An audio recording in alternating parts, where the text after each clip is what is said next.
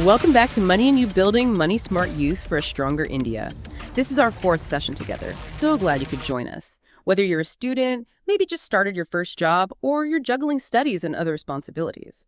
Especially if you're listening from a tier 2 city or maybe a smaller town, well, this conversation is absolutely for you. We're all about making finance feel, human, not like some boring textbook. This whole initiative, it's backed by the Life Skill Foundation, and their mission is simple: empowering India's youth for real-world readiness. We basically try to turn complicated money talk into just, simple everyday advice. Now, we've already chatted about how you relate to money and that whole needs versus wants thing, remember that. But today, we're diving into something super important, maybe the most important idea: setting life goals that matter. Because look, if there's one thing to really get from all this, it's this: money. It's just a tool, okay? It's the fuel in the car. Your life goals, those are the destination. And without a clear destination, you're just burning fuel, driving around aimlessly. Right, okay, let's make this real. Let me tell you about Kavya. She's 21, lives in Lucknow. After graduation, she just felt totally lost, confused. She kept saying, I want to achieve something big. But when anyone asked her, okay, Kavya, what does big actually look like? She just blanked. No answer. The ambition was there, definitely, but it was all fuzzy, no direction. Then things changed. She went to this Life Skill Foundation workshop, and they asked her a really simple question: define your top 3 life goals, and for each one, write down the why, the reason behind it. That really made her stop and think, stop looking outwards and start looking inwards. And her goals became crystal clear. First, start her own digital design studio. Why? Because she absolutely loved art. It was her passion. Second, support her parents financially. The why? Because she really valued everything they'd done for her, their sacrifices. And third, this one's interesting: save rupees 500 every single week, just to build that habit, that discipline. See, suddenly her money had a purpose. Saving, spending, it was all connected to those 3 things. It wasn't just about ambition anymore. It was about having a direction. That's a fantastic story. And it really flips the usual script, doesn't it? We hear it all the time.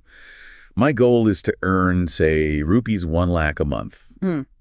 But like you said, if you don't know what that rupees 1 lakh is for, it's just a number. It doesn't really mean anything. Real financial planning, you see, it doesn't start with spreadsheets and calculators. It has to start with a conversation about your dreams, your purpose. Right. That makes total sense. So how does knowing your purpose, like Kavya finding hers, actually change how you handle money day to day? It connects everything. It connects the dots. Let's say your main life goal, your core purpose, is feeling secure. You want that safety net. Then your money actions will naturally focus on things like building an emergency fund, getting good insurance.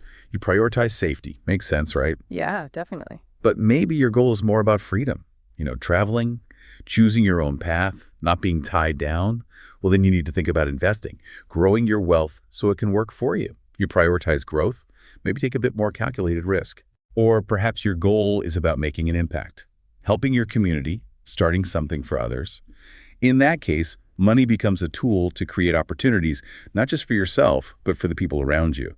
The clearer the goal, the clearer the financial steps become. Okay, so we have the purpose, the big why, but dreaming of a design studio can still feel a bit vague, especially when, it's Monday morning and you see some cool new shoes you want.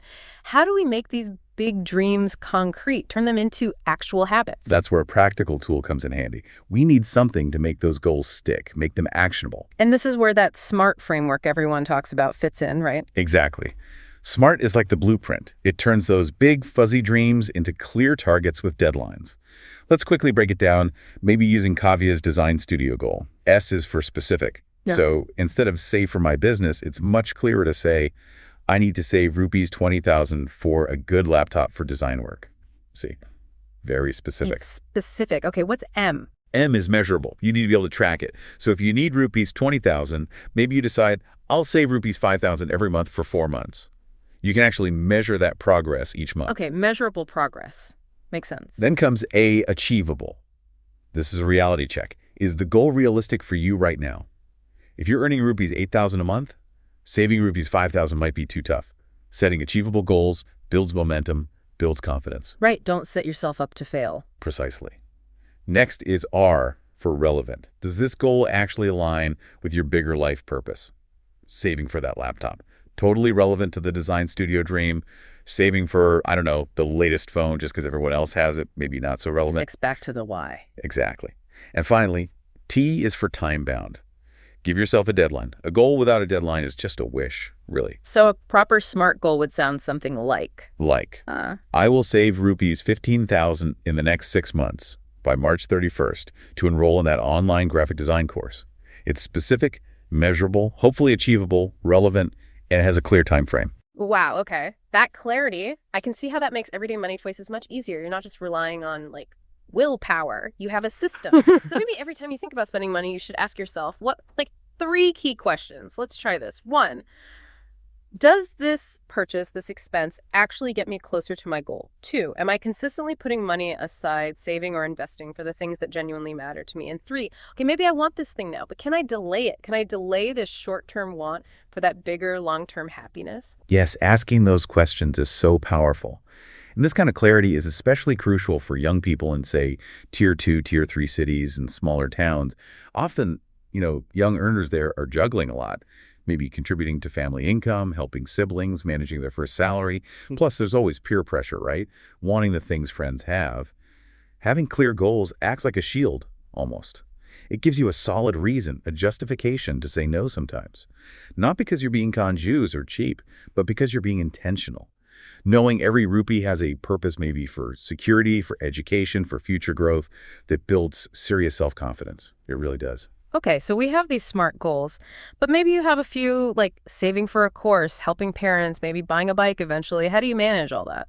Good question. You need to organize them. Well, Trying to save for everything all at once with the same method, it doesn't usually work well. The best way is often to break them down by time. time, you mean like short-term, long-term? Exactly. Let's map that out. First, short-term goals. These are things you want to achieve, say, within the next year, maybe 12 months. This is often stuff like building that initial emergency fund, maybe a few months' expenses, or saving for that laptop we talked about, or paying for a short skill course. For these, you generally want your money safe and easy to access. So things like a regular savings account, or maybe a recurring deposit, an RD, where you commit to saving a fixed amount each month with your bank. Simple and safe. Okay, short-term is within a year. What's next? Then you have medium-term goals. These are typically things you're aiming for in, say, 1 to 5 years. This could be saving up to start a small side business, maybe buying your first scooter or bike, or perhaps focusing on paying off an education loan faster. Right, a bit further out. So the money approach changes. It can, yes. Because you have a bit more time, you might consider options that offer potentially better returns than just a savings account, though they might carry a little more risk. Things like certain types of debt mutual funds, or even starting small with equity mutual funds through a systematic investment plan, an SIP.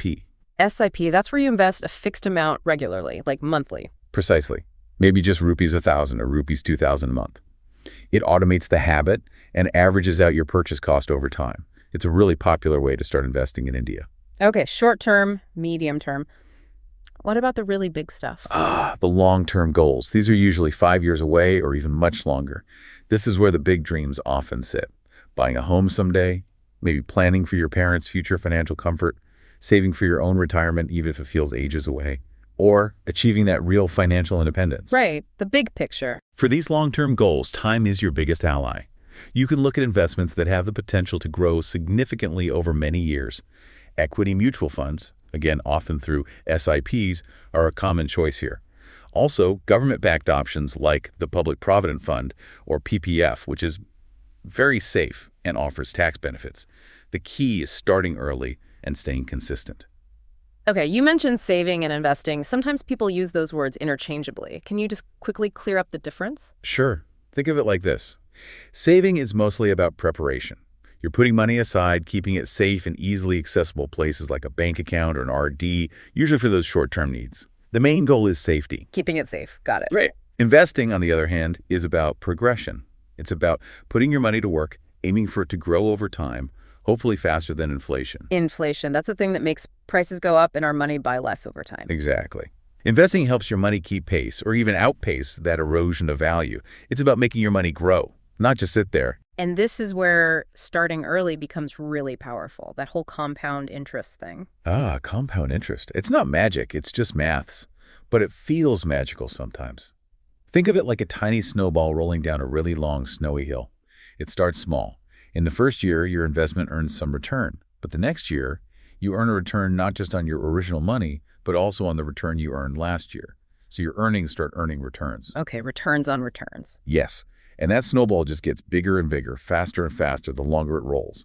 Even starting with a small amount, like investing just rupees 1,000 consistently every month, over 10, 20, 30 years. That compounding effect can turn those small, regular investments into a really substantial amount. Honestly, starting early is the biggest advantage any young person has. Wow. So by setting these goals, saving, maybe starting to invest early, Yeah. you're not just building your own future. Not at all. When more young people like you participate actively, saving, investing, understanding how markets work, it actually makes the whole Indian economy stronger, more resilient. It's a win for you and a win for the country. That's a great perspective. Okay, before we wrap up, let's tackle a few quick questions we often hear. Just some quick tips. First one, how do I even know if my goal is realistic? Good question. Quick test.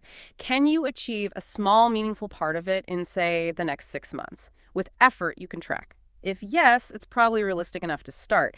Get those small wins first. Build confidence. Second, okay, but what if I don't have a job yet? I don't earn much. Totally fine. Focus on the habit, not the amount right now. Use your pocket money, maybe stipend from an internship. Apply the SMART system to save for something small, like a book or a movie ticket fund. That discipline, that's the real prize at this stage. And third, how do I balance my own dreams with what my family needs or expects? This needs open communication. Talk to your family. If they understand your goal, like Kavya wanting the design studio so that she could eventually support them better, they often become your biggest supporters. Try to align your personal goals with the family's well-being where you can. It builds teamwork. All right, so let's quickly bring it all together. Setting life goals, clear goals, it basically gives your money a map. It makes every financial decision, big or small, feel meaningful. Financial literacy, really, it's all about connecting your money to your purpose, to what truly matters to you. So here's a little challenge for you today. Take maybe 5 minutes. Grab a pen and paper or open a notes app. Write down your top 3 goals. Try making them smart.